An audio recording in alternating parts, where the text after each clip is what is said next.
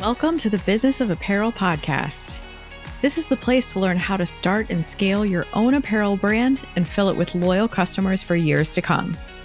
I'm your host, Rachel Erickson, owner and CEO of Unmarked Street. I can't wait to share this episode with you. Hello, and welcome back to the Business of Apparel podcast.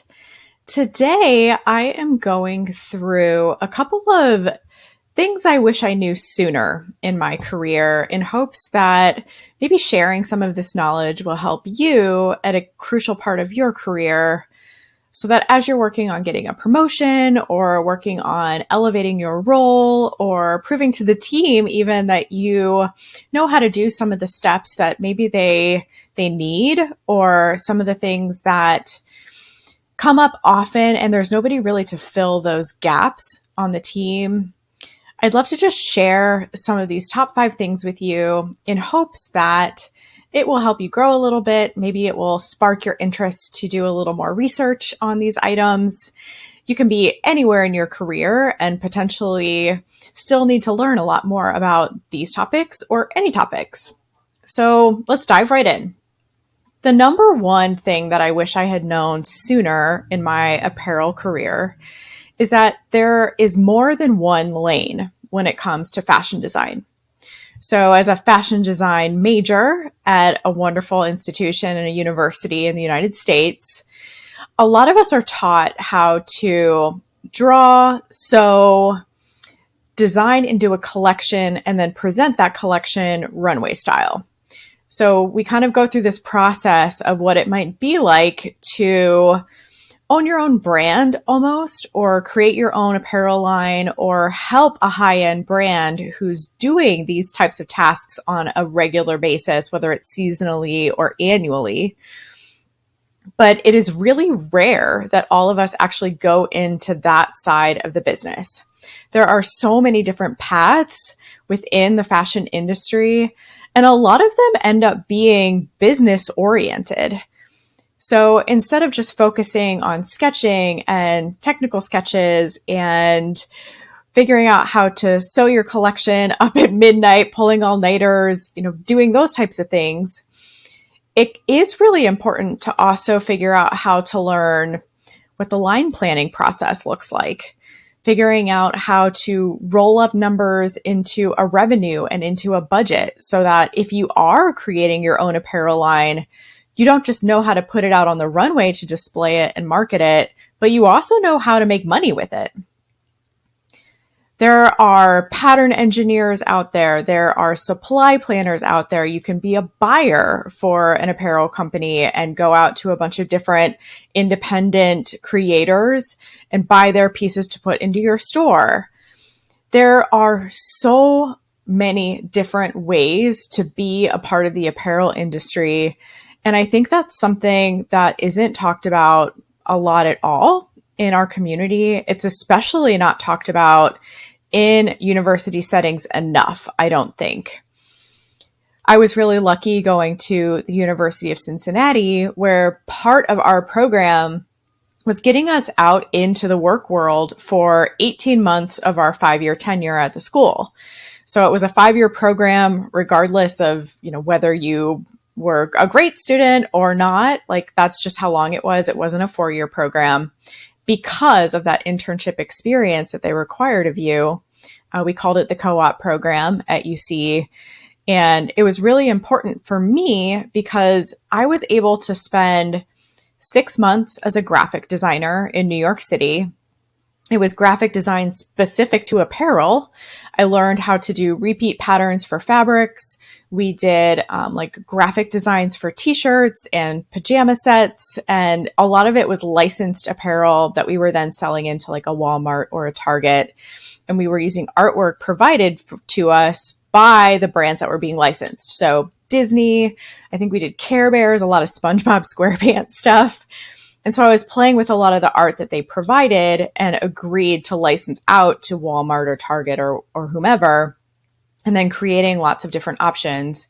And my skills as a graphic designer and an illustrator in Photoshop during those 6 months really elevated what I was able to bring back to not just my student career to finish out the rest of my time at school, but also then as I took on my first few jobs, I had an excellent level of understanding of how to use Illustrator to do some of those skills. So graphic design didn't end up really being for me, but that is definitely an area of apparel design that is very much needed. I also worked a little bit in merchandising. So again, a lot of Excel spreadsheets, a lot of vendor meetings, a lot of understanding how to work with different cultures and different companies and different businesses when they come in to present to you. And that was a really eye-opening, wonderful experience. But at the time, especially with how young I was, the numbers and the business side of fashion wasn't really calling to me. That changed over time, but that was definitely something that I was glad to learn so that I had a little bit of a knowledge around it. But it was also really good for me to just say, I tried that and I don't think it's for me quite yet. I also had 3 months as a technical design intern and then 3 months as a creative design intern so that I could learn the different nuances of what it looks like to be the person who sketches and the person who chooses the fabrics and the person who is choosing a color palette for a brand or for your own line. That was the creative side of it. And that was probably the most close to my school experience at the time, was doing creative design for a brand. My technical design internship was where I totally flourished. And that was where I really wanted to then steer my career. And I am so grateful to the University of Cincinnati for giving me that opportunity, because it opened up my eyes to the fact that there are different ways to get into the fashion industry. It's not just a single path, in a way that really put me out there and made me learn it like firsthand. I was making my own mistakes. I was figuring out what I liked, what I didn't like, what I was good at in real time, in real world. So that once I got my degree and I graduated, I was able to go out and figure out, this is the career path that I want to take from here. So if you're out there and you're thinking about fashion design as a career path or as a major to go to college or to go to university, please know that doing croquis sketching, watercolors and painting and all of that, it is wonderful and it's an amazing experience while you're at school, but it is not the only way that you need to then move on with your career. Know that there are a lot of different ways that we need people to show up in the apparel industry. And if you're interested in it, there will be a spot for you. Kind of along the same lines, my number 2 thing that I wish I learned was that it is not always what it seems. I think there's a very glamorous expectation of what the fashion design world looks like behind the scenes. There's a really great meme I've seen out there on social media recently where people are kind of displaying, this is what my family thinks I do. And there's this image of like runway shows and racks of clothing all over the place in your office and pin boards with beautiful fabrics and colors and color palettes and all of these things kind of surrounding you. And while that is an option in the fashion design industry, the other side of this meme then kind of says, I end up spending most of my day in Excel. And so it shows this like Excel spreadsheet with all these numbers and all of these details that go into a line plan. And that can definitely be the reality of what apparel looks like. I think there's also a notion that there's a lot of independence in the fashion design industry. And just like every other career path, that is not really true either. So that is not what it seems either. You definitely work with a team. It is imperative that you can be a team player and that you can come in and understand, appreciate, and respect what everyone else is bringing to the table throughout all those other different roles that we just spoke about while you fulfill your role.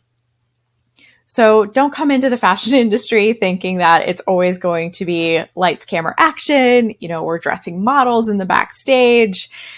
Again, that could totally be your career path, but that is not what the majority of us are out there doing. So it is not really what it seems.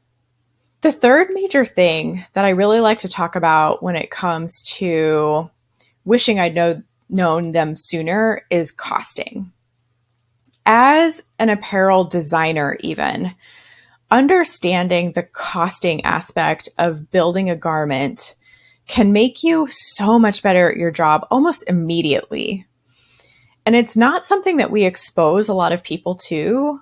Even as a young technical designer, trying to help my design team figure out better construction methods or better trims to purchase or perhaps alternative fabrics to buy, it would have really benefited me to understand the costing implications of that so that I could give advice in a way that wasn't just helping them with the design or helping them with, maybe the aesthetics and the appearance of what it was going to do at the end of the day.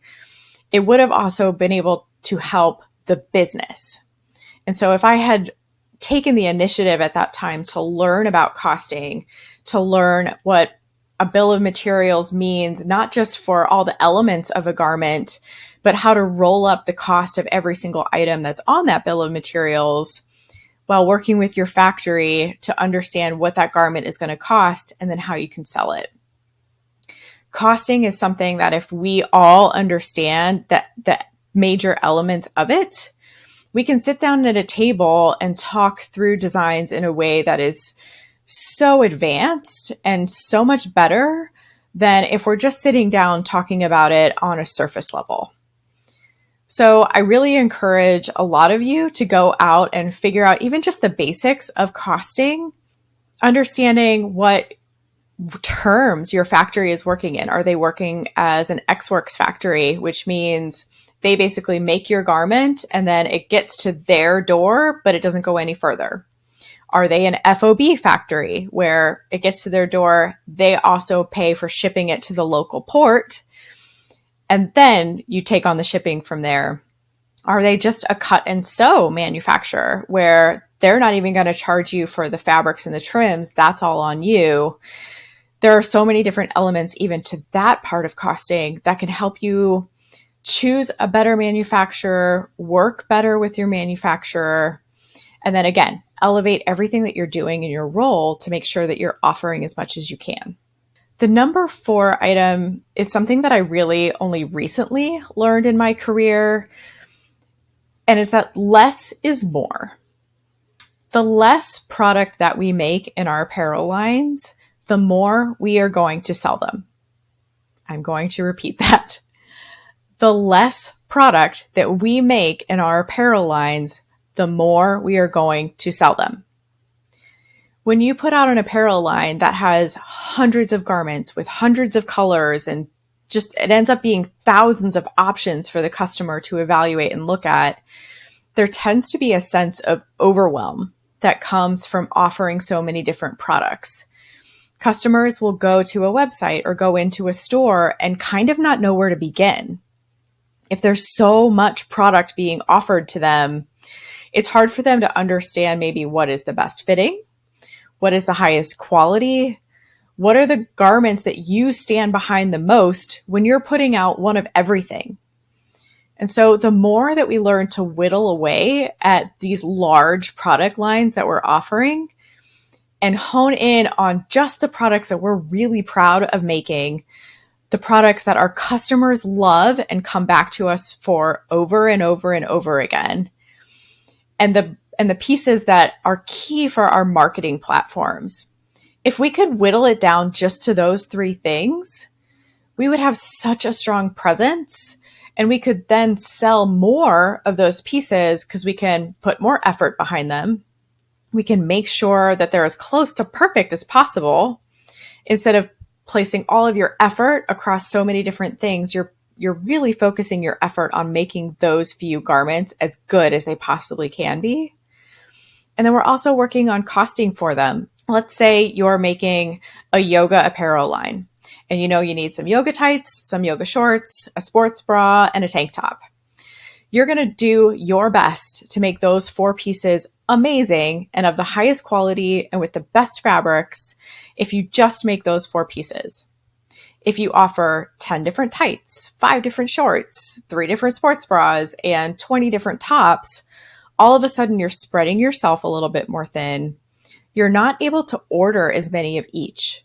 So if you have 10 different tights, you might only be able to order 100 of each tight as opposed to ordering 1,000 of one. And then working with your manufacturer, that 1,000 unit cost is going to be so much less than a 100 unit cost. It's really important to understand how that can affect the bottom line of your business if you really come down and understand how important it is that less is more. When I work with brands and help them get to that point where they're whittling down their line, they're taking out the items that aren't making them money, and they're getting rid of items that they're not really proud of, we start to see revenue skyrocket for those brands because all of a sudden the customer is clear, they are clear, and it's really obvious what should be bought. They can put more marketing behind it. The customer knows they're putting out the best tight that they possibly can make. So they're not confused, which of these 10 tights is the best one? Which one should I buy? What's the difference? How do they fit different? It's just very clear. And so we do start to see that be a huge revenue driver out in the world if you can embrace the fact that less is more. And the last item to know is not talked about enough in the apparel industry. This is talked about a ton when you're talking about entrepreneurship. Knowing your customer. So number 5 is know your customer. In the apparel industry, we have this epidemic of wanting to make something for everyone. We want our line to cater to everyone on the planet so that everyone can be a customer and everyone will buy from you. But at the end of the day, that's just never going to be true. I like to tell people, apparel is such an interesting industry because every single person on this planet has an opinion about it. Every single person on this planet has some sort of relationship with apparel. And so they have thoughts on it. They have desires for it. They have opinions about what they wear every day, what they want to wear every day. And so it can be a really tough industry to get into and to be a part of because of that. And for those reasons too, you are never going to be able to please anybody and everybody.